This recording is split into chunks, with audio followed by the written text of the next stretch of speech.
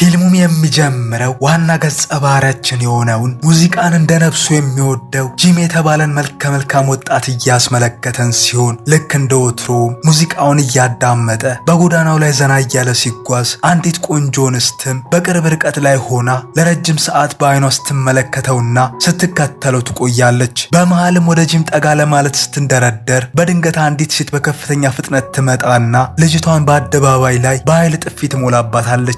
ጂም ይህንን ድንገተኛ ክስተት ቢመለከትም ነገሩ ምን እንደሆነ ግን ምንም ሊገባው አልቻለም ነበር። የተመታችውም ልጅ የድራማችን ዋና ገጸ ባህሪ ስትሆን ስሟም ዴሄ ይባላል። ያጮለችባት ሴት ደግሞ ሌላ ማንም ሳትሆን የገዛ ወላጅ እናቷ ናት። እናትየውም በሰዎች ፊት ልጇን እንዲያዋረደችበትን ምክንያት ምንድነው የሚለውን ሊመልስልን ታሪኩ ወደ ኋላ በመመለስ የዚያኑ የጥፊ ቀን ማለዳ ላይ ምን ተከስቶ እንደነበር ያስመለክተናል።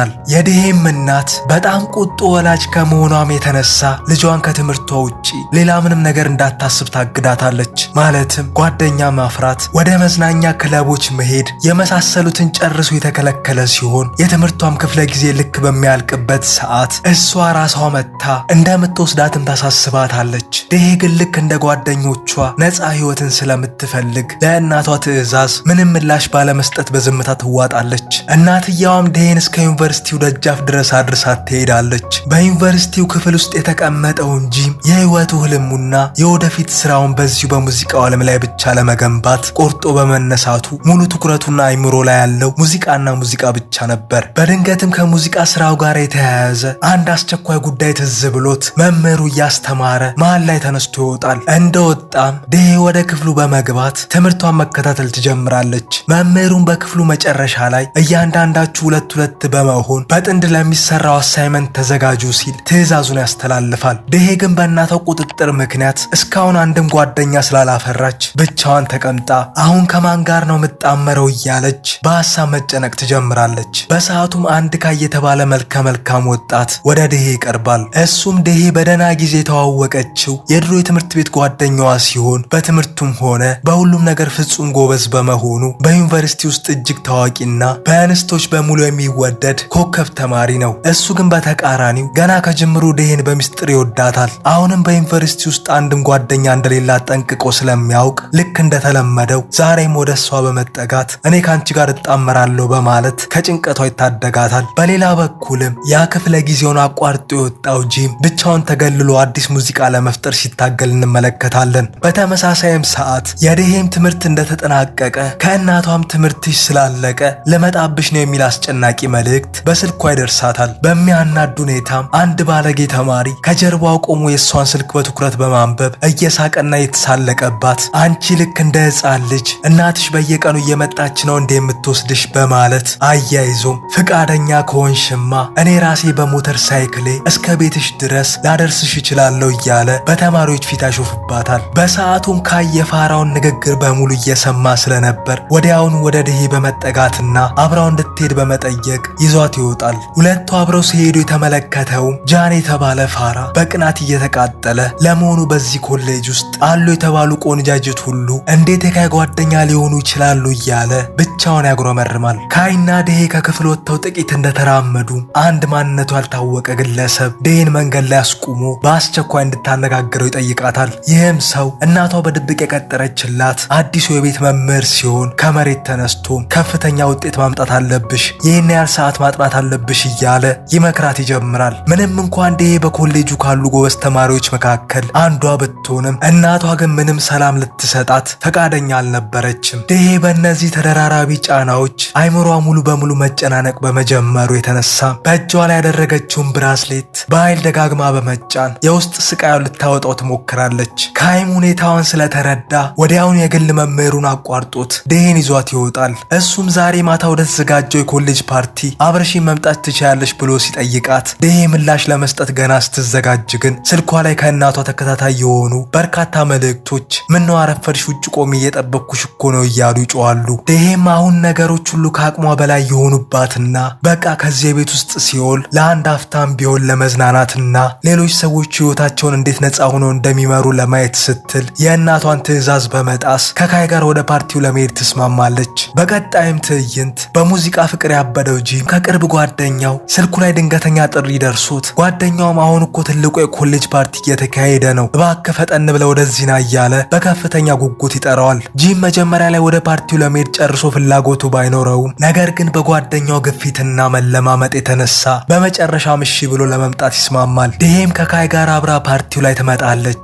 ነገር ግን ዴሄ በህይወቷ ለእናቷ ሳትናገር ያውን በምሽት ከቤት ወጥታ ስታውቅ ይህ ለመጀመሪያ ጊዜዋ ስለነበር ጭንቀቱ ረፍት ይነሳታል። ካይም የዴሄን መረበሽ ተመልክቶ ደህንነቷን አትኩሮ በመጠየቅ ሲንከባከባት እንመለከታለን። አንዲት ሚኔ የተባለች ተንኮለኛ አንስትም ሁለቱ እንዲተቀራርበው ሲያወሩ ማየቷ ደስታዋን እያደፈረሰባት ነበር። ምክንያቱም ደግሞ እሷም ልክ እንደ ሌሎቹ የኮሌጅ ሴቶች ሁሉ ካይም በድብቅ ተወደዋለች። በሰዓቱም የካይ ጓደኞቹ አብራቸው እንዲጠጣ ሲጠሩት ካይ ለጥቂት ጊዜ ዴሄን ብቻዋን ትቷት ወደ እነሱ ያመራል። እሱ ገና ዞር ሲል ግን በፓርቲው ላይ ያሉ ሴቶች በሙሉ ስለ ዴሄ በምቀኝነት መንሾካሾክ ይጀምራሉ። ካይም ከሌሎቹ በተለየ ለእሷ ልዩ እንክብካቤ ስለሚያደርግላት እነዚህ ሁለቱ በድብቅ ፍቅር ጀምረዋል በማለት ያወራሉ። ዴሄ ግን ቀልቧን የሰረቀው ከእነሱ ወሬ በላይ ስልኳ ላይ ከእናቷ የሚላኩት ተከታታይ አስፈሪ መልእክቶች ነበር። ከመካከላቸውም አንዷ ወደ እሷ በመጠጋት ለመሆኑ አንቺ የካይ ፍቅረኛ ነሽ በማለት ስትጠይቃት ዴሄ ያለምንም ማመንታት አይደለውም ብላ በግልጽ ብትናገርም ያቺ ምቀኛዋ ሚኒ ግን አሁንም በከፍተኛ የቁጣ አስተያየት ትመለከታት ነበር። በዚህ ውጥረት ላይ ያለች ይባስ ብሎ ቅድም ክፍል ውስጥ ሲያናድዳት የነበረው ተማሪ ፓርቲው ላይ ብቅ ይላል። ወዲያውኑ መጥቶ አጠገቧ በመቀመጥም ልክ እንደ ቅድሙ እዚህም ያዋርዳት ይጀምራል። ዴሄም በነገሩ ክፉኛ ተናዳና አምርራ ጥላው ለመሄድ ስትነሳ እሱ ግን በቀላሉ ሊተዋት ስላልፈለገ ወዲያውኑ በኃይል እጇን ይዞ በማስቆም ሊያስገድዳት ይሞክራል። ዴሄም በከፍተኛ ድምጽ እባክህ እጄን ልቀቀኝ እንዳታርግ እያለች ብጮህበትም ጃን ግን ሊለቃት ፈቃደኛ አልነበረም። በዚህ ጊዜም ዴሄ መጨረሻ ኃይሏን ተጠቅማ እጇን ስትመነጭቀው ሳታስበው እዛ ጠረጴዛ ላይ ተቀምጦ የነበረውን ጠርሙስ መታው ወድቆ ይሰበራል። በአንድ አፍታም በፓርቲው ላይ የነበረው ሰው ሁሉ ሙዚቃውንና መዝናናቱን ትቶ ትልቅ ጥፋት እንዳጠፋች አድርገው ዴሄ ላይ ያፈጡባት ይጀምራል። እሷም በነገሩ ደንግጣና ተረብሻ ወደ ውጭ ስትሮጥ ካይም የተሰበረውን ጠርሙስ እያጸዳ ይቆያል። ዴሄም ስልኳን ከፍታ ስትመለከት ደግሞ የባሰ የእናቷ ስፍር ቁጥር የሌላቸው ሚስኮሎች ስክሪኑን ሞልተውት ነበር። ይህንንም ስታይ ፍርሃቷ ከአቅሟ በላይ ይሆንና ወደ ቤት ለመመለስ መጣደፍ ትጀምራለች። ድንገትም በዚያው ትይዩ መንገድ ላይ የሙዚቃ ማዳመጫውን አድርጎ በራሷ ዓለም እየተራመደ የነበረውን ጂምን ትመለከተዋለች።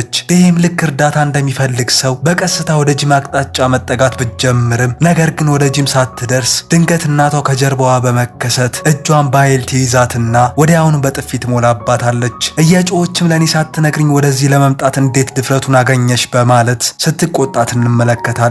ወክ እያደረገ የነበረውን ጂም ድምፁን ሰምቶ ዞር ሲል እናትየው ልጇን ስትመታ ይመለከታል። ቢሆንም ግን ምንም የሚያውቀው ነገር አልነበረም። ምስኪኗ ዴሄም በሰዎች ፊት በደረሰባት አስከፊ ውርደት ልቧ ክፉኛ ተሰብሮ ወደ ጂም እየተመለከተች ስታለቅስ እናያታለን። ጂምም የዴሄን በከፍተኛ ሁኔታ ማልቀስ ሲመለከት ድንገትም አይምሮ ወደ ኋላ ወደ በፊት የትምህርት ቤት ትዝታ ይወስደዋል። ያኔ በልጅነታቸው ይቺው ዴሄ በፈተና ዝቅተኛ ውጤት በማምጣቷም ምክንያት ከሰው ሁሉ ተደብቃ በክፍል ውስጥ ብቻዋን ቁጭ ብላ በከፍተኛ ድምፅ ስታለቅስ ተመልክቷት ነበር። ጂም ያኔም ቢሆን እሷ ስታለቅስ ለማየት ጨርሶ ልቡ አይፈቅድም ነበር። እነዚህ ሁለቱ ተማሪዎች ድሮም በአንድ ትምህርት ቤት ውስጥ አብረው የነበሩ የድሮ ትውውቅ ያላቸው ሲሆኑ ታሪኩ ወደ አሁኑ ጊዜ ሲመለስም ጂም ከብዙ ዓመታት በኋላ ቢሆንም ዴሄን ያገኛት አሁንም በተመሳሳይ የለቅሶና የሐዘን ቅጽበት ላይ ነበረች። በዚህም ጂም ሁሌ ይህችን ምስኪን ልጅ የሚያገኛት ስታለቅስ ብቻ ነው። እናትየው ዴሄን በኃይል እየጎተተች ወደ መኪና ውስጥ አስገብታት ይዛት ትሄዳለች። በማግስቱም ጠዋት ዴሄ ወደ ዩኒቨርሲቲው ለመሄድ መዘጋጀት ስትጀምርና በመስታወት ፊት ቆማ ራሷን በትኩረት ስትመለከት የትናንትናው የእናቷ አሰቃቂ ጥፊና የሰዎች አስተያየት አሁንም በአይምሮ ላይ እንደ አዲስ ይመላለሳል። ገና ከክፍሏ ወጥታ ሳሎን ስትደርስ እናትየዋ ትናንት ማታ ስላደረገችው ነገር ዳግመኛ ልትሰድባትና ልትወቅሳት ስትሞክር ዴሄ ግን ዛሬ ልክ እንደ ሁልጊዜው ዝም ከማለት ይልቅ ሕይወቷን ሙሉ ሰብስባ የነበረውን ድፍረት ለመጀመሪያ ጊዜ በእናቷ ፊት በማውጣት ፊት ለፊት ትጋፈጣታለች። እሷም እባክሽ ለብቻዬ ተይኝ፣ እኔ እኮ በሄድኩበት ሁሉ የምትከተይኝ ገና ትንሽ ሕፃን ልጅ አይደለሁም። ሕይወቴንም በራሴ መንገድ መምራት እፈልጋለሁ። ከእንግዲህ በኋላ ወደ ዩኒቨርሲቲ ልታደርሽኝም ሆነ ልትወስጂኝ እንድትመጪ ጨርሶ አልፈልግም በማለት የውስጧን ችግር ትተነፍሳለች። በቀጣይም ጂም ወደ ራሱ አፓርትመንት ሲመለስ ጨርሶ ማየት የማይፈልጋት ወላጅ እናቱን እዚያ ቤት ውስጥ አግኝቷት ይበሳጫል። ወዲያውኑ ፊቱን በመከስከስ አሁኑኑ ከቤቱ እንድትወጣ ቢነግራትም እሷ ግን ለመውጣት ፈቃደኛ ሳትሆን ቀርታ ይልቁንም ልክ እንደ መልካም ወላጅ ለመሆን እየሞከረች የልደት ቀኑ እየደረሰ እንደሆነ በማስታወስ ምን አይነት ስጦታ እንድትገዛለት እንደሚፈልግ በትህትና ትጠይቀዋለች። ጂም ግን ከሷ ጋር ንግግር ስላልፈለገ ራሱ ቤቱን ጥሎላት ይወጣል። ጂም ሁሉንም ወጪዎችን የሚሸፍንለት ሀብታም አባት ቢኖረውም እሱ ግን ገና ከልጅነቱ ጀምሮ ብቻውን መኖር የለመደ ልጅ ነው። በጎዳናው ላይ እየተዘዋወረም ሳለ ከእናቱም ወጥቻለሁ በሰላም ወደ ቤት መመለስ ትችላለህ የሚል መልእክት ይደርሰውና በመመለስም ላይ ያለ ዴሄን ከካይ ጋር ተቀምጣ አሳይመንት ስትሰራ ይመለከታታል። ጂም ሁለቱ ተቀራርበው ሲያይ ካይ የዴሄ እውነተኛ ፍቅረኛ እንደሆነ በማሰብ በውስጡም ቅናት ተሰምቶት ወዲያውኑ ከቦታው ይሰወራል። ካይም ዴሄን ያለማቋረጥ በፍቅር አስተያየት በትኩረት ይመለከታታል። ዴሄን ከምንም በላይ ቢወዳትም እስካሁን ግን የውስጡን እውነተኛ ስሜት ፊት ለፊት አውጥቶ ለመንገር ደፍሮ አያውቅም። ዴሄ ማስተያየቱ ግር ብሏት ለምን እንደዚያ ፍጦ እንደሚያያት ስትጠይቀው ካይም ነገሩን ለማረሳሳት ዝም ብሎ እንደሆነ በውሸት ፈገግታ ይገልጽላትና ስራቸውን እንዲቀጥሉ ይነግራታል። በሚቀጥለውም ቀን የጂም የቅርብ ጓደኞች የሆኑትን ቦንግጁና ካንግን በአንድ ሱቅ ውስጥ እየተነጋገሩ እንመለከታቸዋለን። እዚያም የተገኙት ለጂም የሚሆን የልደት ስጦታ ለመግዛት ሲሆን ነገር ግን የመረጡት ዕቃ እጅግ በጣም ውድ በመሆኑ ወጪውን እኩል ለመጋራት ይስማማሉ። በሌላ በኩልም በዩኒቨርሲቲው ግቢ ውስጥ ያሉ ተማሪዎች በሙሉ ዛሬ ማታ ለሚደረገው ትልቁ የምሽት ፌስቲቫል በከፍተኛ ሁኔታ እየተዘጋጁና ድባቡን እያደመቁት ይገኛሉ። ካይ ዴሄ ወደ ግቢው እየመጣች መሆኑን ሲመለከት ወዲያውኑ ወደ እሷ እየሮጠ ይሄዳል። ዴሄም ለምን መጣ ብላ ስትጠይቀው ካይም በትኩረት እየተመለከታት ዛሬ ማታ በሚኖረው ፕሮግራም ላይ እንደማትመጣ ስለሚያውቅ እዚህ የመጣውም እሷን ለማግኘት እንደሆነ በመግለጽ እሷን ሳያይ ከዋለ ደግሞ ቀኑ በጣም ደባሪ እንደሚሆን ነግሯት የውስጡን ናፍቆት ሲገልጽላት ዴሄ ግን በምላሹ ቀልዱን እንዲያቆም ነግራው ወደ ፌስቲቫሉ እንደማትመጣ ይህን ያህል እንዴት እርግጠኛ ሊሆን እንደቻለ ትጠይቀዋለች። እሱም አንቺ እኮ እስከዛሬ ድረስ የቀን ፌስቲቫሎችን እንኳን ተካፍለሽ አታውቂም፣ ታዲያ እንዴት ብለሽ ነው የዛሬ ምሽቱን ፕሮግራም ልትመጪ የምትችይው ይላታል። አያይዞም ማታ ላይ ወንበሮችን ማስተካከልና በርካታ ስራዎችን መስራት እንዳለበት ሲገልጽላት ዴሄም ድንገት ባለችበት ደርቃ ትቆማለች። እሷም ልክ እንደ ማንኛውም ተማሪ የዩኒቨርሲቲውን ፌስቲቫሎች በደስታ መካፈል እንደሚገባትና ነገር ግን እናቷ ለእነዚህ ነገሮች ጨርሶ ፍቃድ ሰጥታት እንደማታውቅ ታስባለች።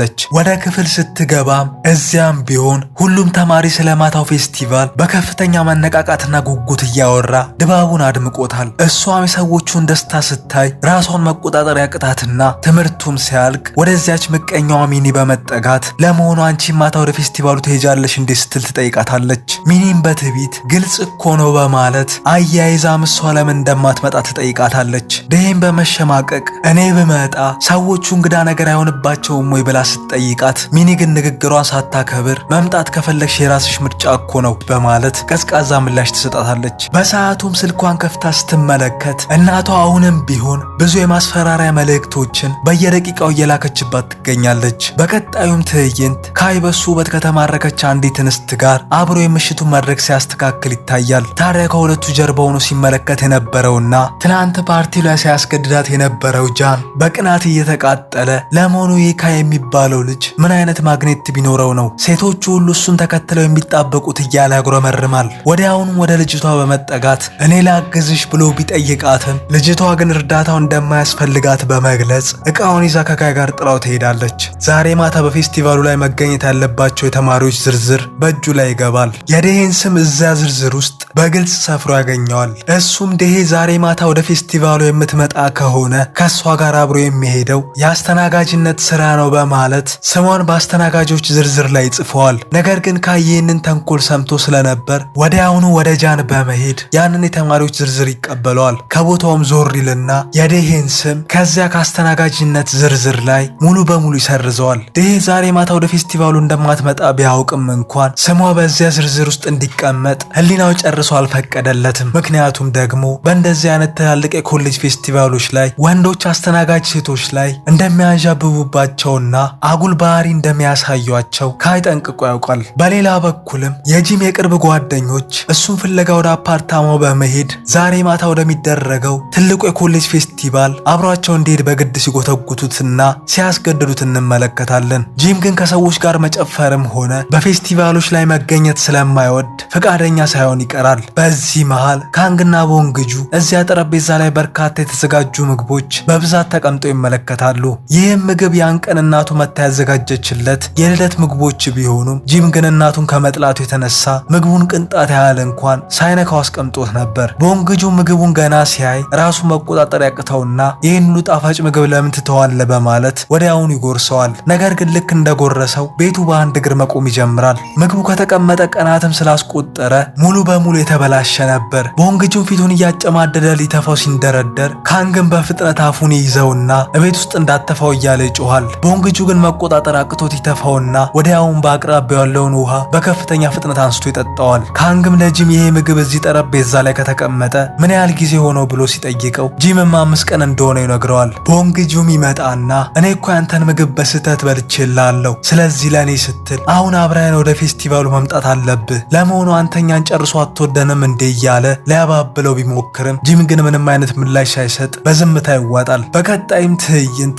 በመጨረሻም ያ በጉጉት ሲጠበቅ የነበረው ትልቁ የምሽት ፌስቲቫል በይፋ ይጀመራል። ሁሉም ተማሪ በደስታ እየጨፈረና እየተዝናና ድባቡን ሲያደምቀው በኮሌጁ ውስጥ እጅግ ታዋቂ የሆነውን ካይን ከበውት ስፍር ቁጥር የሌላቸውን ፎቶዎች አብረውት ሲነሱ እንመለከታለን። በዚያ መድረክ ላይም የሁሉም ሰው ሙሉ ትኩረት ያለው ካይ ላይ ብቻ ነበር። ከበስተጀርባም ተቀምጦ ይህንን ትዕይንት በምቀኝነት ሲከታተል የነበረው ጃን ቢያንስ ግን ባለው ውበቱ ለድርጅታችን ትልቅ ጥቅም አምጥቷል፣ ምክንያቱም በካይ የተነሳ በርካታ እንስቶች ወደኛ መሸጫ ሱቅ በብዛት እየመጡልን ነው እያለ ብቻውን ያወራል። በሰዓቱም ዴሄ ያለመኖሯን ሲያስተውል ወዲያውኑም በአቅራቢያው ያለውን አንድ ተማሪ በቁጣ ጠርቶ ዴሄ የት እንዳለች ሲጠይቀው ልጁ ምን ማለቱ እንደሆነ እንዳልገባው ሲገልጽ ጃንም ለሱና ለጓደኞቹ መጠጥ እንድታቀርብላቸው ስሟን በአስተናጋጅነት መዝገብ ላይ አስፍሮት እንደነበር ይነግረዋል። ልጁ ግን ወረቀቱን መለስ አድርጎ በመመልከት የዴሄ ስም በዚህ አስተናጋጆች ዝርዝር ላይ ጨርሶ የለም ብሎ ይነግረዋል። ጃንም ይህንን እንደሰማ በከፍተኛ ቁጣ በመሞላት ወዲያውኑ ወደ ዴሄ የክፍል ጓደኞች በንዴት ይሄድና ለመሆኑ ዴሄ የት ነው ያለችው? ደግሞስ የሷን ስም ከዚህ መዝገብ ላይ በድፍረት የሰረዘው ማን ነው? እያለ በአደባባይ መቀወጥ ይጀምራል። ተማሪዎችም በፍርሃት አንዲት ቃል እንኳን መናገር አቅቷቸው ሳለ በሰዓቱ ካይ ወደ እነሱ ሲመጣ ጃንም የዴሄን ስም ከዚህ አስተናጋጅነት ዝርዝር ላይ የሰረዝከው አንተ መሆን አለብህ እያለ ፊት ለፊት ይጋፈጠዋል። ሁለቱ ሊፈሳፈሱ ሲሉ ግን በድንገትም ዴሄ እኮ መታለች ብላ ሚኒ ስታወራ በቦታው የነበረ ሰው ሁሉ ዴሄን መመልከት ይጀምራል። ዴሄ ዛሬ ልክ እንደ ትናንቱ በፍርሃት ሳይሆን ሙሉ በሙሉ በራስ መተማመን ተሞልታ ከዛሬ ጀምሮ እኔም ልክ እንደ ማንኛውም ሰው ህይወቴን በደስታ መኖር ጀምራለሁ እያለች ለራሷ በማውራት በኩራት ወደ ፌስቲቫል ውስጥ ትገባ እንመለከታለን። የሚገርመው እዚያው ፓርቲው ላይ ተቀምጦ የነበረው ጂምም እሷን በትኩረት ሲመለከታት እናያለን። ካይም ዴሄን ገና ሲመለከታት መደንገጥ ይጀምራል። ምክንያቱም ዴሄ ዛሬም ቢሆን እንደገና ለእናቷ ምንም ነገር ሳትናገር በድብቅ በምሽት በመውጣቷ ነበር። የእናቷንም ጥብቅ ቁጥጥርና ለእነዚህ ነገሮች ጨርሶ ፍቃድ እንደማትሰጣት ጠንቅቆ ስለሚያውቅ በነገሩ በእጅጉ ይገረማል። በዚህ መሃልም ከዴሄ ክፍል ጓደኞች አንዷ ጥልቅ ትልና ዴሄ ግን ያንቺ ስም እኮ በዚህ በፌስቲቫሉ መዝገብ ላይ የለም በማለት ትነግራታለች። ይህንን የሰማችውም ዴሄ ወዲያውኑ ካይን ለብቻው ይዛው በመሄድ የእሷን ስም የሰረዘበት ምክንያቱ ምን እንደሆነ ትጠይቀዋለች። እሱም ነገሩን ሊያስረዳት እየሞከረ ልክ እንደ ሁልጊዜውም እናቷ እንደማትፈቅድላትና ወደዚህ እንደማትመጣ እንዳሰበ በመግለጽ አሁንም እዚህ መሆኗን እናቷ ታውቅ እንደሆነ በመጨነቅ ይጠይቃታል። እሷ ግን የእናቷ ስም ሲነሳ የባሰ ትናደድና ማንም ሰው አዲስ የጀመረችውን የነጻነት ህይወትና ደስታዋን እንዲያበላሽባት ጨርሶ ስላልፈለገች በገዛ ጉዳይ ላይ ብቻ ተኩር ብላው በቁጣ በመናገር ጥላው ትሄዳለች። ምስኪኑ ካይ ግን ይህንን ሁሉ ያደረገው ሲኒየሮቹ እንዳያዋርዷትና ለዴሄ መልካም ነገርን ብቻ አስቦ ነበር። ዴሄም በቀጥታ ወደ ክፍል ጓደኞቿ በመሄድ በፌስቲቫሉ ስራ ላይ ማገዝ ትጀምራለች። መጀመሪያ ላይ ምን ማድረግ እንዳለባት ግራ ቢገባትም ቀስ በቀስ ግን ባዶ ጠርሙሶችን በመሰብሰብ በአንድ በኩል በማስተካከል ትጀምራለች። በሰዓቱም በስራው ላይ እጅግ ተጠምዳና ተደስታ ስለነበር ስልኳ ላይ እንደ ጎርፍ የሚወርዱትን የገዛ እናቷን ተከታታይ ጥሪዎች እንኳን ጨርሶ ልታያቸው አልቻለችም ነበር። በሌላ በኩል ደግሞ ቦንግጁ ወደ ሚኒ ሄድና የጓደኛ ልደት ስለሆነ እባክሽ በራስሽ ስልት አንድ የሚያምር ኬክ አዘጋጅተሽ አምጪልን በማለት ይጠይቃታል። ሚኒም በነገሩ ተስማምታ ኬኩን ሰርታ ይዛላቸው ስትመጣና ሲያዩት ግን በስም ብቻ ኬክ ይባል እንጂ ቅርጹና አሰራሩ ፍጹም የማይመስል ነበር። ቦንግጁ ኬኩን ሲያይ ሙሉ በሙሉ ሙዱ ቢበላሽም ነገሩን ለማድመቅ ሲል ግን የጂምን ልደት በአግባቡ ለማክበር በከፍተኛ ድምፅ መልካም ልደት ለጂም እያለ መጮህ ይጀምራል። በአካባቢው የተቀመጡት ሌሎች ተማሪዎችም በሙሉ የቦንግጁን ጩኸት ተከትለው በአንድ ላይ መልካም ልደት ለጂም እያሉ በደስታ ያቀልጡታል። ጂምም የሰዎችን ድጋፍና ደስታ ሲመለከት በውስጡ የተለየ ደስታ ይሰማው ይጀምራል። ቦንግጁም በርካታ መጠጦችን ያወጣና ጂምን በአንድ አፍ እንዲጋተው ይጠይቀዋል። ካንግም እኮ በጣም ይበዛል አታስገድደው እያለ ሊያስቆመው ቢሞክርም ቦንግጁ ግን ይልቁንም ጂም ዛሬ እኮ ያንተ የልደት ቀን ስለሆነ ይህንን መጠጥ ግዴታ መጠጣት አለብህ እያለ በግድ ይወተውተዋል። ይባስ ብሎም በአካባቢው የተቀመጡት ተማሪዎች በሙሉ ሁኔታውን አይተው ጂም መጠጡን እንዲጠጣው በአንድ ላይ እየጮሁ ነገሩን ያሟሙቁት ይጀምራሉ። በድንገትም ጂም ከአባቱ ተደውሎለት ወዲያውኑ ከነበረበት ቦታ ተነስቶ የተደወለውን በማሳየት ጥሏቸው ሲወጣ ሚኒም የድባቡን መበላሸት አስተውላ ወደ ቦንግጁ በመዞር እሱ በመሄዱ የሰዎቹ ሙድ እንዳይበላሽ ያዘጋጀውን መጠጥ አሁን አንተ ራስ ሻት ማድረግ አለበት ትለዋለች። ቦንግጁም ያለ ፍላጎቱ ያንን ከፍተኛ መጠጥ በጂም ምትክ ራሱ ይጋተዋል። የሚገርመው ልክ እንደጠጣውም ወዲያውኑ ሰውነቱ ክፉኛ መታመም ይጀምራል። የጂም አባትም ለልጁ መልካም ልደት እየተመኘ ዛሬ የተወለደበት ልዩ ቀን በመሆኑ የፈለገውን ያህል ብዙ ገንዘብ ከባንክ አካውንቱ ላይ መውሰድ እንደሚችል ይነግረዋል። ነገር ግን ጂም የአባቱን ሀሳብ አቋርጦ ከጥቂት ቀናት በፊት እናቱ ወደ ቤቱ መታ እንደነበር ይነግረዋል። አባትየውም ይህንን ሲሰማ በከፍተኛ ቁጣ እየጮኸ ጨርሶ ማፈር የሚባል ነገር እንዳልፈጠረባትና ከተፋታን በኋላም እንኳን እኛን ማሳደድ አታቁምም በማለት ዳግመኛ ወደ አፓርትመንቱን ከመጣች ወዲያውኑ ለሱ እንዲያሳውቀው ሲነግረው ጂምን በሐሳቡ ይስማማል። በተመሳሳይም ሰዓት ካንግ ከሚኒ ጋር እያወራ ሳለ በመሃልም ካይ ሲያልፍ ይመለከተዋል። ካንግም ካይን ሲያየው በከፍተኛ መገረም ተነስቶ አንተ እዚህ ነህ እንዴ በማለት ድሮ በአንድ የቅርጫት ኳስ ቡድን ውስጥ አብረው ይጫወቱ እንደነበር ያስታውስ እንደሆነ በጉጉት ሲጠይቀው ካይ ግን በነገሩ ግራ ተጋብቶ አላስታወስኩም በማለት በቀዘቀዘ አንደበት ባጭሩ ይመልስለታል። የሁለቱን አጭርና አስገራሚ ንግግር ከጎን ሆኖ ይታዘብ የነበረው ያ የታመመው ቦንግጁ ካንግ ላይ ሙድ ይይዝበትና ይስቅበት ይጀምራል። ሳቁን መቆጣጠር እያቃተውም ለመሆኑ ግን አንተ ድሮ እኮ በአንድ የቅርጫት ኳስ ቡድን ውስጥ አብረን ነበርን አስታወስከኝ እያልክ ስለ ራስ መዘርዘር የጀመርከው ቆይ እንዴት አድርገ ነው? ልጁ እኮ ጨርሶ አያውቅህም። አንተ ግን ዝም ብለህ ታውቀኛለህ እያልክ ትጃጃላለህ እያለ ይበልጥ ሲያሾፍበት ሚኒም አብራ መሳቅ ትጀምራለች። ካንግም ነገሩን ለማስተባበል እየሞከረ እንደዛ እንዳልሆነና ልክ የድሮ የቅርብ ጓደኛው መስሎ ስለታየው ብቻ እንደሆነ ይገልጻል። በሌላ በኩል ደግሞ በዩኒቨርሲቲ ዋና ቢሮ ውስጥ የነበረ አንድ የበላይ ተማሪ ስራውን ጨርሶ ወደ ማታው ፌስቲቫል ለመሄድና ለመዝናናት ልክ ከቢሮ ሲወጣ ድንገት ቢሮ ውስጥ ያለው ስልክ ያለማቋረጥ መጥራት ይጀምራል። ተማሪውም ጥሪው ስላልቆመ ያለ ፍላጎቱ ተመልሶ ወደ ቢሮ ውስጥ ለመግባት ይገደዳል። በተመሳሳይም ሰዓት ምስኪኗ ዴ የምሽቱን ስራዎች በሙሉ አጠናቃ በመጨረስ ስልኳን ለማየት ስትከፍት እንደተለመደውም እናትየው ደጋግማ በመደወሏ ብዙ ሚስኮሎችን ታገኛለች። በድንጋጤም ወጥታ ገና ትንሽ እንደተጓዘች አንድ ተማሪ አስቁሟት ለመሆኑ ዴ ተብዬው አንቺ ነሽ ብሎ በተናደደ ድምጽ ይጠይቃታል። ዴም አዎ በማለት ስትመልስለት ሲኒየሩም ተማሪ ዴ መሆኗን እንዳረጋገጠ ታዳሚው ሙሉ በሚሰማበት ሁኔታ ዴ ላይ በከፍተኛ ድምጽ ይጮህባት ይጀምራል። በንዴትም ለመሆኑ አንቺ ገና ሕፃን ልጅ ነሽ እንዴ? ያቺ እብድ እናትሽ እኮ እኔ ፌስቲቫሉን ትቼ በቢሮ ስልክ እንድፈልግሽ ስትወተውተኝ እኮ ነው ያመሸችው። በሷ ምክንያት ነው አንቺን ፍለጋ እዚህ ድረስ የመጣሁት እያለ በአደባባይ ያዋርዳታል። በዚህ ግርግር መሃልም ካይ በከፍተኛ ፍጥነት ወደ እነሱ ይመጣል። ተማሪውም ስልኩን ወደ ዴሄ እያሳየ ተመልከቻውንም እንኳን እናትሽ ልክ እንደ እብድ ደጋግማ እየደወለችብኝ ነው። ከእንግዲህ ለዚህ ስልክ እኔ መልስ አልሰጥም፣ ራስሽ ተጠቀሚበት ሲላት ዴሄም በንዴት ስልኩን አታንሳላት በማለት ወዲያውኑ ከቦታው ትሰወራለች። እሱም በዴሄ ላይ በከፍተኛ ሁኔታ እየጮኸና ነገሩ ይበልጥ እየተባባሰ ሲመጣ ካይም ሲኒየሩን ሊያረጋጋው ይሞክራል። ዴሄ ግን አሁን ነገሮችን ሙሉ በሙሉ ከአቅሟ በላይ ሆነውባት በከፍተኛ ቁጣ ወደ እናቷ ትደውላለች። እየጮኸችም ዛሬ እኮ እንደማመሽ በቴክስት አስቀድሜ ነግሬሽ ነበር፣ ታዲያ በዩኒቨርሲቲ ቢሮ ስልክ ደውለሽ እኔም ማዋረዱ ለምን አስፈለገ ብላ ትጠይቃታለች። እናቷ ግን ጥፋቷን ከማመን ይልቅ ዴሄ ላይ የባሰ በመጮህ መስመር እንዳታልፍ እያስጠነቀቀቻት አንቺ እኮ ልክ እንደነዛ ተራ ተማሪዎች አይደለሽም፣ ስለዚህ ከነሱ ራቂ፣ ደግሞም አሁን አንቺን ልወስድሽ እየመጣው ነው በማለት ስልኩን ጆሮዋ ላይ ትዘጋባታለች።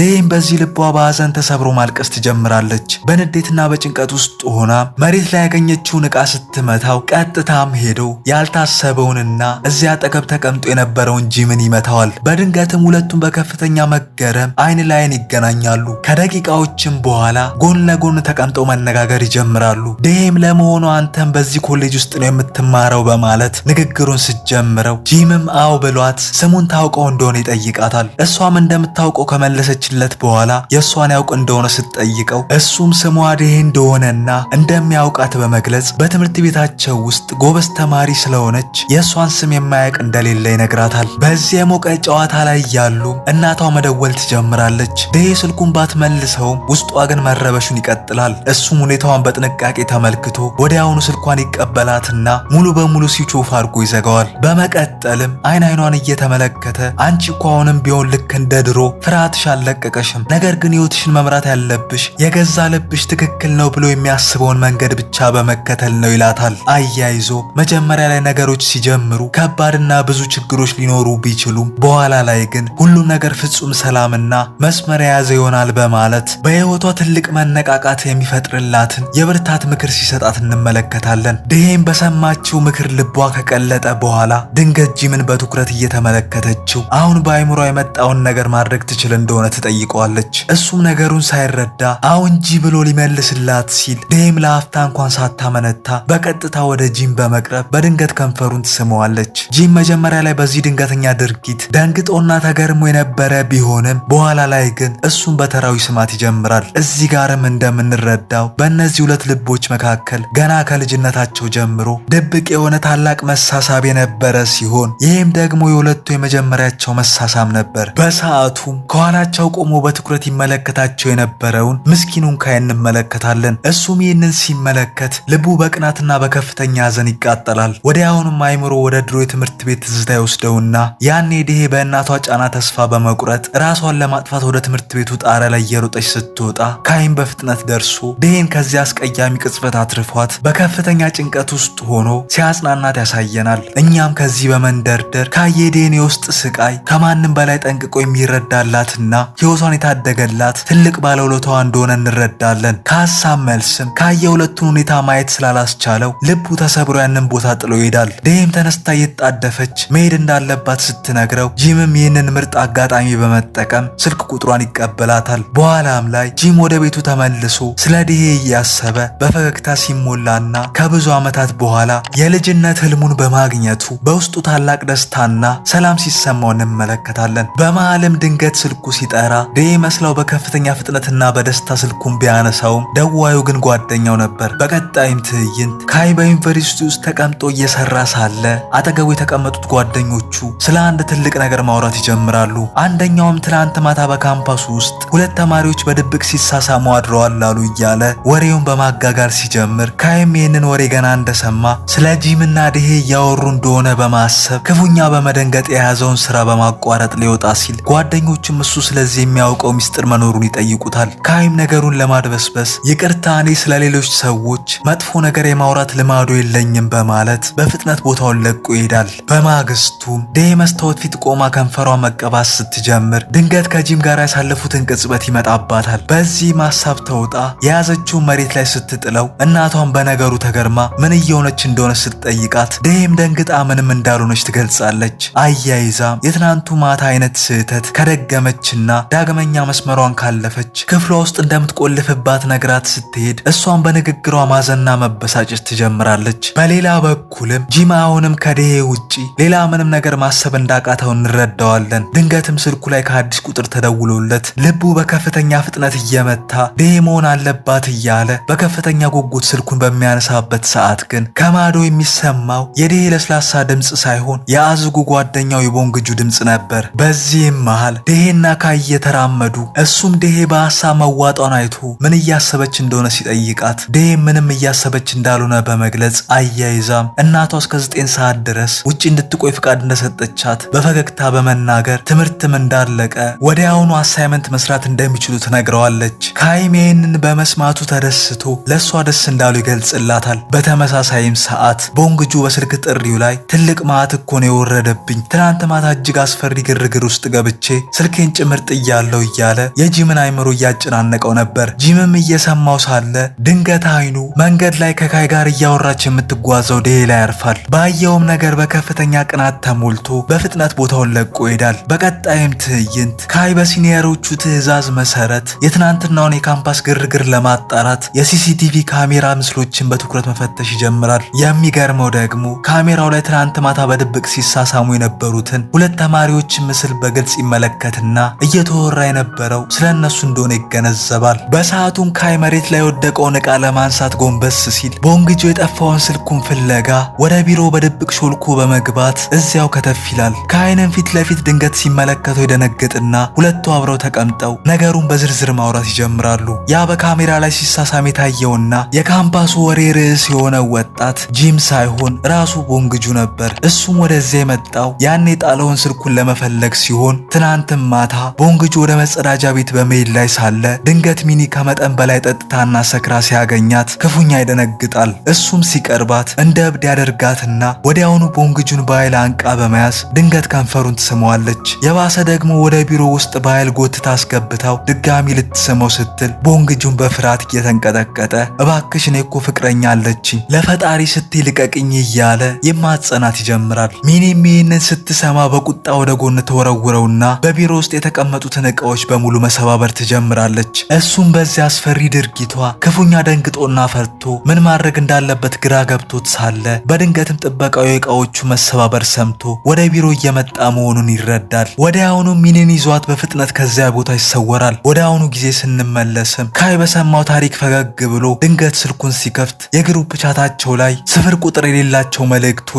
ያለማቋረጥ መግባት ይጀምራሉ። ምክንያቱም አሁን ደግሞ በኮሌጅ ውስጥ ያሉ ተማሪዎች በሙሉ እያወሩ ያሉት ስለ ሌላ ሁለት ተማሪዎች የትናንት ማታ ድብቅ መሳሳም ነበር። ይባስ ብሎም የእነዚያ ሁለቱ ተማሪዎች ፎቶ በማህበራዊ ሚዲያ ላይ ተለቆ ሙሉ በሙሉ ቫይራል ሆኗል። ካይም የነገሩን መክረር አይቶ ከመሄዱም በፊት የቦንግጁን የጠፋውን ስልክ ያስረክበውና በፍጥነት ከቢሮ ይወጣል። በሌላ በኩልም በትናንትናው እብደቷ የምትታወሰው ሚኒ ወደ ዴሄ በመሄድ ከጎኗ ትቀመጥና የእሷ የክፍል አጋሯ ትምህርቱ እንዳቋረጠ በመግለጽ ከእሷና ከካይ ጋር ሆና አሳይመንቱ መስራት ትችል እንደሆነ ትጠይቃታለች። እንደ እውነቱ የጠየቀቻት አውቃ ከካይ ጋር ብዙ ጊዜ ለማሳለፍ ፈልጋ ቢሆንም ነገሩ ያልገባት ዴሄ ግን በቅንነት ሀሳቧን ትቀበላታለች። በሰዓቱም በክፍል ውስጥ ያሉ ተማሪዎች በሙሉ በማህበራዊ ሚዲያ ላይ መልእክት ደርሷቸው ከተመለከቱትም በኋላ ሁሉም በመዞር ዴሄ ላይ ማፍጠጥ ይጀምራሉ። ዴሄም በነገሩ ግራ ተጋብታ ስልኳን በመክፈት ምን እንደተፈጠረ ለማየት ስትሞክር ባየችውም ነገር ክፉኛ ደንግጣ